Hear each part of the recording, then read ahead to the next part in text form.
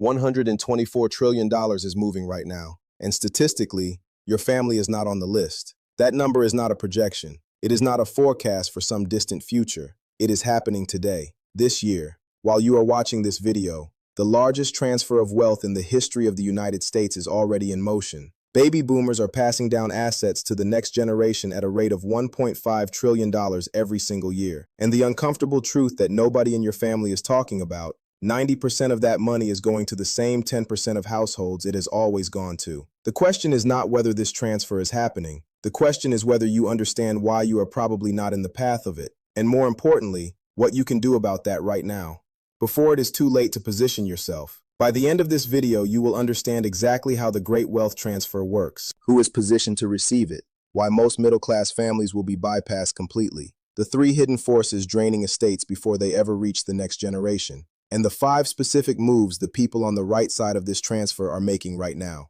This is not a video about waiting for an inheritance. This is a video about understanding the single largest financial event of your lifetime and making a decision about which side of it you end up on. The transfer is real. The money is real. $124 trillion is moving through this economy right now. The question is whether it flows to you or past you. Let me be honest about something most people will not say out loud. A lot of people in their 30s and 40s are quietly factoring in an inheritance. Not openly, not in a spreadsheet, but somewhere in the back of the financial plan, there is a number, a house that might come their way, a retirement account that might get passed down, an amount of money that might arrive at some point and change everything. Maybe your parents own a home. Maybe they have some savings. Maybe there was a vague conversation at Thanksgiving about what gets passed down and when. And because of that, there is a part of your financial plan that has a soft safety net under it. A number you are not quite building toward because you assume at some point it will show up. I am not here to judge that. That feeling is completely understandable.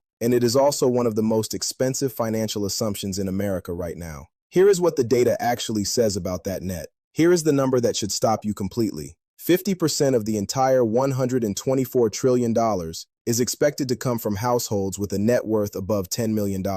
Those households represent less than 2% of the American population. Let that land. Half of all the wealth being transferred in this country is coming from 2% of families. That means the other 98% of families, the people who own a single home, have a 401k, maybe some savings, they are splitting the remaining half across millions of households. Diluted across multiple children, taxed at transfer, reduced by end-of-life costs, reduced by probate, reduced by debt that nobody even knew existed. By the time the inheritance actually arrives, if it arrives, the number looks dramatically different from what anyone imagined. But the concentration problem is only the first layer. There are 3 hidden forces that drain estates before they ever reach the next generation, and most families have no idea any of them are coming. Hidden drain number 1, healthcare costs. The average American who reaches 65 will spend between $300,000 and $400,000 on healthcare costs for the rest of their life. That number has tripled in the last 20 years. Long-term care, assisted living, memory care facilities, in-home nurses. These are not edge cases. They are the median experience, and they come directly out of the estate. The house your parents own might not be an inheritance. It might be a 2-year stay in an assisted living facility. Hidden drain number 2, probate and legal costs. Most American families have no will. 60% of Americans die without one. When there is no will, the estate goes through probate. Probate is a legal process that can take anywhere from 6 months to 2 years. It costs between 3 and 7% of the total estate value in legal fees, sometimes more. On a $400,000 estate, that is up to $28,000 in fees before a single dollar reaches the family. And that is before any disputes, before any contested claims, before any sibling disagreements about who gets what. Estates without proper planning do not just lose money. They create family conflicts that last for decades. Hidden drain number 3, the debt nobody talks about. Here is something that shocks most people when they actually sit down and look at the numbers. The average boomer household carries significantly more debt than most of their children assume. Mortgage balances that were refinanced, home lines of credit used to fund retirement expenses, credit card debt that accumulated quietly over years of fixed income, medical bills on payment plans. None of this shows up in the family conversation at Thanksgiving, but all of it comes out of the estate before a dollar reaches the heirs. In many cases, the net inheritance after healthcare costs, legal fees, taxes, and debt settlement is a fraction of what the family assumed was coming. And here's the number that makes all of this hit differently. The average age at which Americans actually receive an inheritance is 51 years old. By 51, the most powerful compounding years of your financial life are behind you. The window between 30 and 45, the period where every dollar invested has the most time to grow, that window is mostly closed by the time the check arrives, if it arrives at all. Let me tell you about two brothers, Marcus and Deon. Same parents, same household growing up, same starting point in life. Their parents owned a home worth $400,000, a small savings account. On paper, a meaningful estate for a middle-class family. Marcus spent his 30s quietly factoring that home into his financial thinking. Not greedily, not maliciously, just as a background assumption. He made decent money, contributed to his retirement account, lived his life, but never felt the full urgency to build aggressively, because somewhere in the back of his mind, there was always the house. Deon did something different at 32. Deon asked for a conversation. He sat down with his parents and said, "I want to understand what the plan is, not because I am counting on anything, but because I want us to be prepared as a family." What Deon found in that conversation changed everything. The house had a second mortgage on it, taken out 8 years earlier to cover a medical emergency. The 401k had early withdrawal penalties and income taxes that would reduce it by 30% at transfer. The savings account was already being drawn down to cover monthly expenses, and there was no will, which meant probate, which meant legal fees, which meant more reduction. The inheritance Marcus had been quietly counting on was closer to $35,000 split between two people than the $200,000 he had imagined in the back of his mind. Deon used that information to make a decision. He stopped waiting. He started building. He opened a Roth IRA that year, started contributing to a brokerage account, bought a small rental property at 34. By the time the actual inheritance arrived at 52, Deon already had a financial foundation that did not need it. Marcus received the same $35,000, and it changed his financial picture for about 8 months. Marcus was not irresponsible. He was not a bad person. He was just operating on an assumption that felt true and had never been verified. Deon was not smarter. He was not luckier. He was just willing to have one uncomfortable conversation. That conversation is worth more than any inheritance. Here is what most finance channels covering this topic are not telling you. The great wealth transfer is not just about inheritance. It is also reshaping entire asset classes, entire industries, entire markets. $124 trillion does not disappear. It flows somewhere. And the people who understand where it flows can position themselves to benefit, even without a direct inheritance. There are two paths into the path of this transfer. The first is inheritance. The second is positioning. Here are the 5 moves that determine which side of this transfer you end up on. Move 1.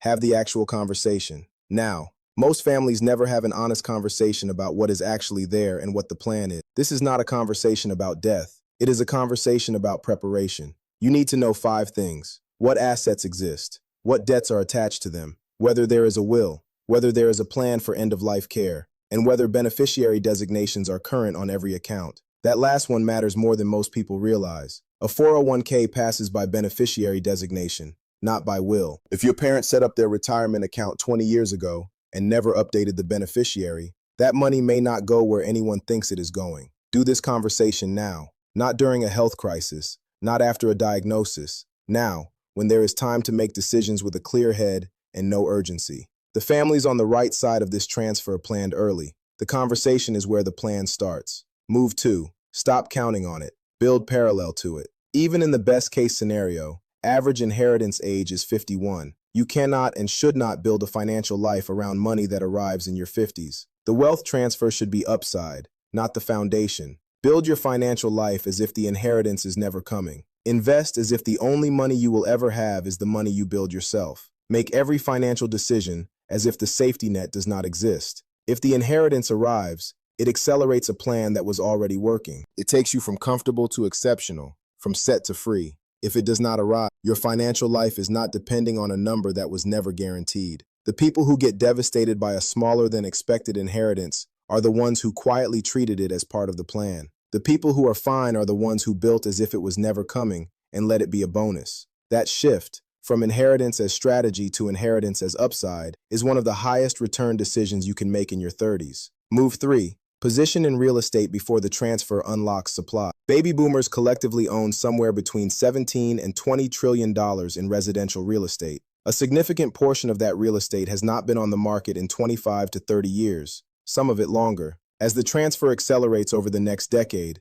that housing stock will hit the market. sold by heirs who do not want to manage property, liquidated to cover estate costs, sold through probate settlements. This is going to create buying opportunities in residential real estate markets that have been locked up and supply constrained for a generation. The people who are financially positioned to act when that inventory hits, liquid, pre-approved, with capital ready to deploy, will have access to deals the broader market has not seen in decades. You do not need to wait for your inheritance to benefit from where the inheritance money is flowing. You need to be ready to act when the inventory arrives. Move 4. Watch the small business transfer window. There are approximately 12 million boomer-owned small businesses in the United States. 60% of them have no succession plan, no exit strategy, no heir identified, no buyer lined up.